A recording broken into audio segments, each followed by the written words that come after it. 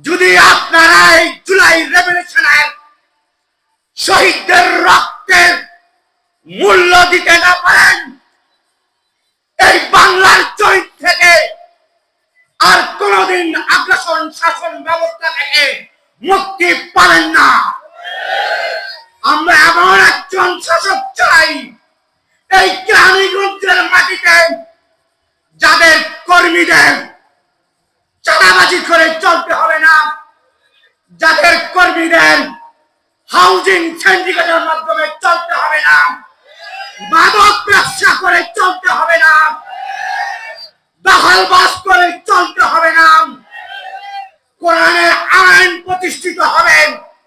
এই কেরানীগঞ্জে যদি তাই চান, তাহলে তেমন একজন প্রার্থী পেয়েছেন ইঞ্জিনিয়ার তৌফিক হাসানকে।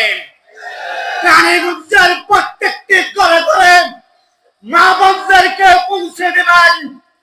যদি এই কেরানীগঞ্জের মাটিতে আল্লাহর প্রতিষ্ঠিত আইন প্রতিষ্ঠিত করতে চাই, তাহলে জামাত ইসলামের মনোনীত পদপ্রার্থীকে দাঁড়িপাল্লা মার্কায় ভোট দিয়ে জয়যুক্ত করবেন।